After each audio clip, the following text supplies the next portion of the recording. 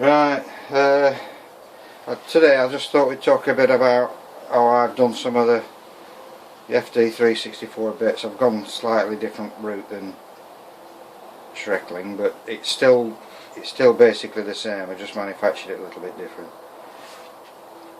When you start off with a blank, it's more or less as per Kurt, but I didn't do it on the lathe. I welded the blank just by marking out a circle, getting it welded on. Put it on something like a chunk of brass or copper or aluminium when you weld it. It just lessens the distortion. You're going to get distortion.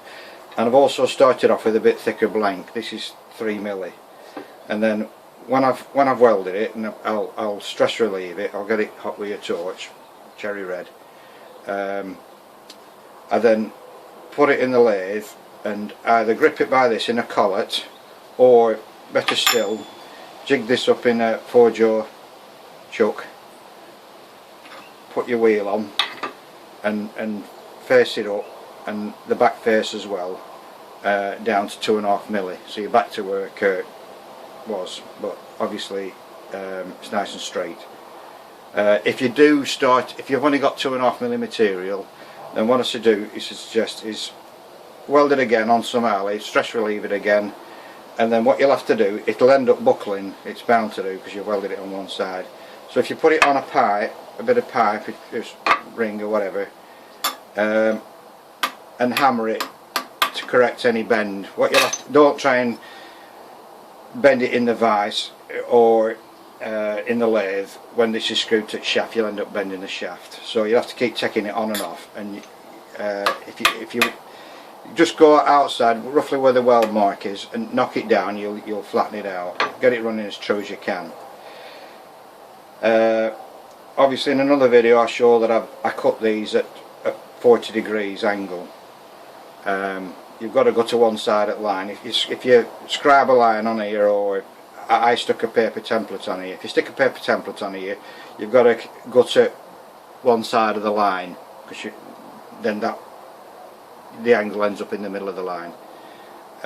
What that gives you is a wider blade. Most of my blades are about 11mm. They do vary quite a bit, because if you're slightly out when you're hacksawing, they do vary a bit in width, but I've left them full width of whatever I've got. There's something just over 11mm. So when you've hacksawed it down, whether you've hacksawed it, use the thinnest blade you can if you're cutting square to keep the blades nice and wide, or you cut them at 40 degrees. If you cut them at 40 degrees, it gives you a leading edge. You don't need to do much with your leading edge, you just radius it a bit. You've already got a nice airfoil shape. I also use sacrificial blanks. This is the root diameter to blades, and if you drill a hole that fits over there and another to clear the weld, you put that on like that.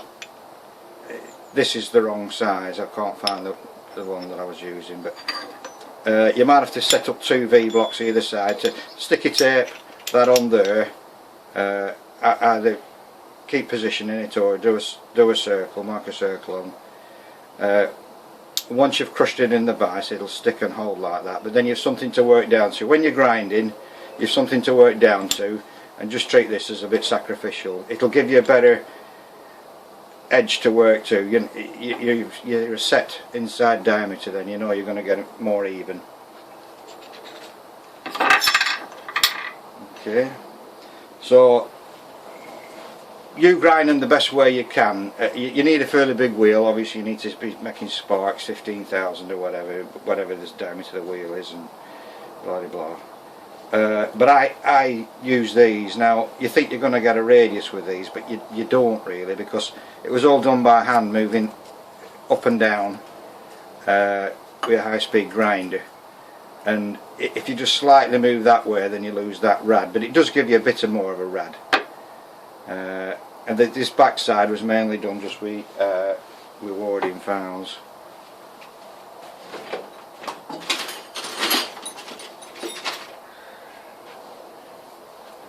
You can you're better off filing this face.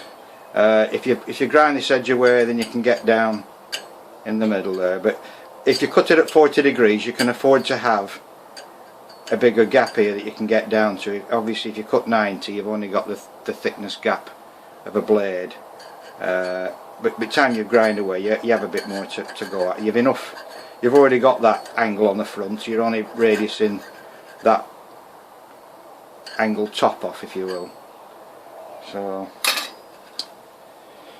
I think that about covers what I wanted to say about turbine wheels. You can go to solid turbine wheels, because then the trouble is it's very heavy for the FD364. By the time it's a lot of machining. By the time you cut a blank, then you've got to increase the angle, because obviously you've got the correct angle at the root. So you instead of being at 37 degrees twisted, these you'd machine through at about 40 or 44 degrees, and then you have to untwist the tip. You do that because it's obviously the tip's going faster than the root, so it needs to be less of an angle. So that's don't twist these when you do them. Don't twist these more than 37 initially, and then untwist them to some degree. It's up to you how much you untwist. But like I say, you need to be less of an angle at the tip. Then it's a more even workload on the blade. It's more efficient. You don't lose power. Because it works more efficiently. The combustor works better, and you actually gain power.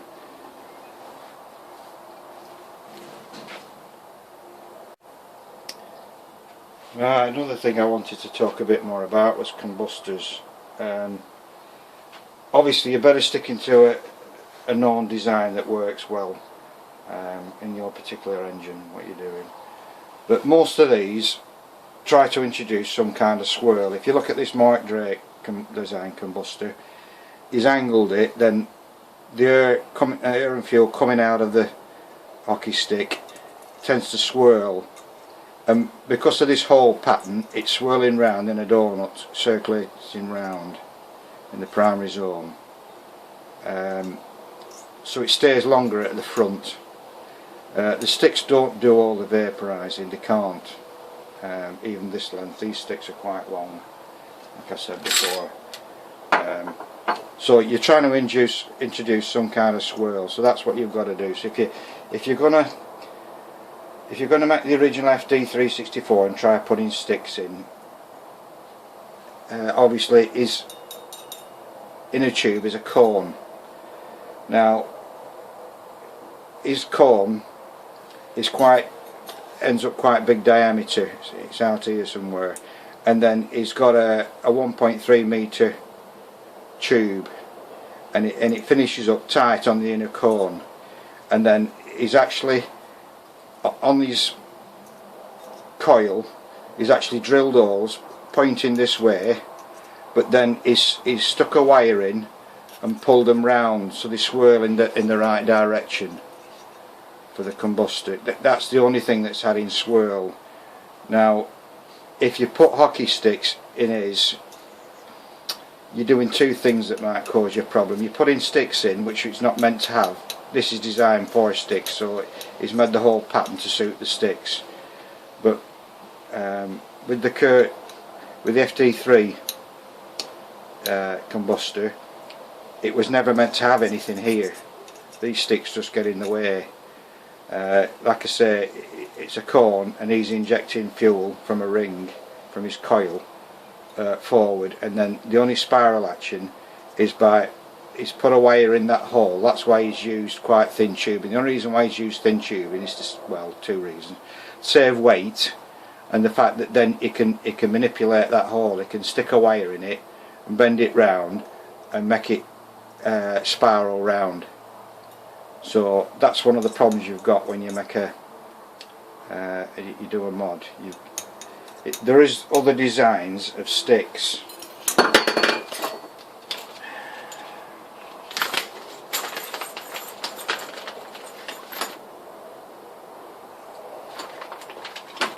Now I haven't finished these sticks, but this was another person's idea about sticks. What it's meant to do, this is a slack fit in there, and it pushes up to the top, and then this diameter closes it off. And then what you're supposed to do is slit this and bend it out like a petal, like the others are done. Yeah, but you'd actually weld them on this face, and this bit had just stepped, and it just go through that bit. It ends up, you've only got, instead of having a big hockey stick, you've only got that kind of thing going on in the combustor. That might be less intrusive to the combustor. And what it's designed to do, you inject fuel down here, it travels down through this tube, hits this top bit, and because it's bent and squashed over at the top, that's quite a good fit up there. It finds its way around the outside, and it's trapped to the outside. And what you do, you put a hole in here, or slits, and you could make it face to give you the right spiral. So it's just another potential idea of a different way of making a stick. Again, it's quite short. I think it's actually shorter, but it's obviously double length. It's quite short, but it should be enough to pick enough heat up. But again, it's travelling down here, then it's travelling down the outside, inside this tube. You get the idea. I'll try and put some sizes up in the comments. That's just another idea. If you're trying to go away from the coil on the FD364 combustor, one with a cone, I think you need to put some spin in it, and perhaps not have hockey sticks. They are a bit intrusive. You can see how you've got to be careful. You're dodging what I'm doing. I'm dodging these holes in the combustor. But he's got this. He's got the amount of holes that match the sticks. So, okay.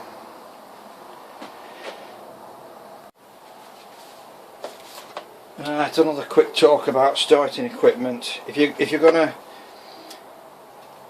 you're better off with one of these. I've seen people with fag lighters and you end up burning your fingers, so that keeps your fingers out of the way. So once you've lit your gas, you've then got to keep the engine turning.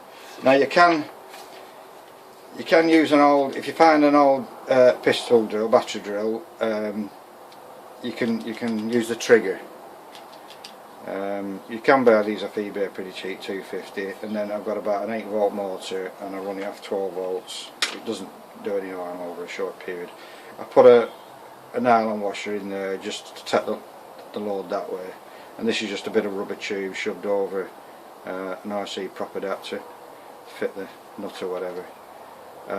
But if your electric's starting, you should always have a fan as standby, because if the engine seizes up, you could have, by the time your panic set in and you're overfueled it, you can have flames coming out of both ends of the engine. So it's better just to keep the flames coming out of the hot engine, hot side. So I always have an air dryer plugged in as well. But you can start with an air dryer, and it's perhaps safer and better when you're first doing it. This is obviously a converted mains one. If you take the coil out, the heating coil, directly couple the motor, obviously cut the plug off, and then on UK ones it ends up you've got to run them on 24 volts. Now in other countries, I don't know, you'll have to see, but it gives me plenty of power to turn the engine over.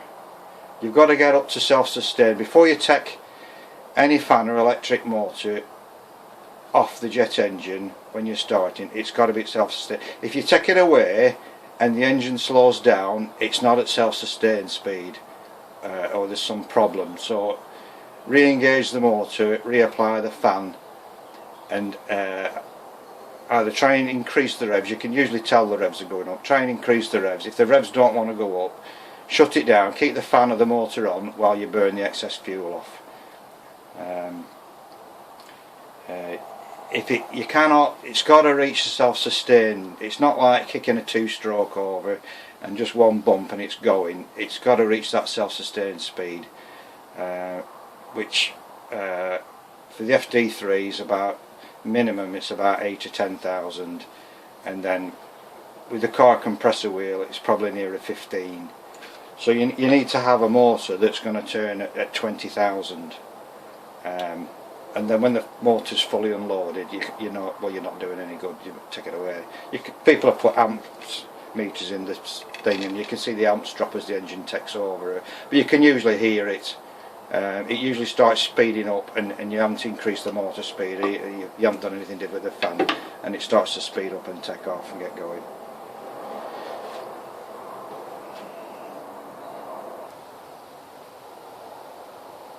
We dropped down on the floor, and I'm going to talk about initial running, testing a jet engine. Sometimes you're better just to test them on gas, because it's taking one thing out of the equation. When you run it on liquid fuel, you got the vaporization problem, but if you put in gas in, propane, butane, doesn't really matter, you stand more chance of getting it going, and you can tell any other problems that need issues that need fixing. This is a 2-bar 30 psi regulator, so it's a camping stove one or something like a regulator won't do. You've got to have something that is at least 2 bar. Obviously this is my blow lamp for making boilers, but that's what I use for testing, and I connect it to the main. Whatever your main fuel line is, you connect it to the main fuel line, and you do the same thing again. Just start it on low, let it pop back, and then turn the gas up. It's a safer, easier way, apart from the fact that if you supply too much gas, you can end up with a gas cloud, which can ignite. So just make sure you do it outside. Make sure the inlet's facing into wind, and don't overgas it until you hear it pop back and you know you're running in the chamber.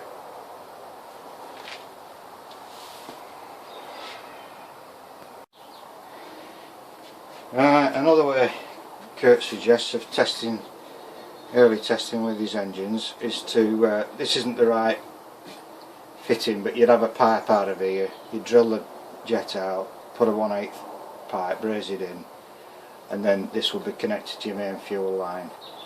And what he suggests doing is you turn the gas on a little bit, put your fan to your engine, let it slow down till the gas lights at the back, it'll pop back in the chamber, reapply the fan to the engine, turn your gas up a little bit more, not much, because what you're going to end up doing, what he recommends, is tilting this till you start getting liquid going in. Now obviously it's a big increase in energy, so you don't want to have your tap turned on too much, but you might have to just kind of keep doing this. I've never done it myself, but you keep easing it over, and then if the engine picks up and it's running right, then you can obviously control the liquid with this and speed it up or down. Obviously liquid gas turns into gas a lot easier than diesel or kerosene, so again you're getting rid of the, if you've got a vaporization problem with your sticks, you're getting rid of that problem, and the engine will run cleaner on gas, on liquid gas.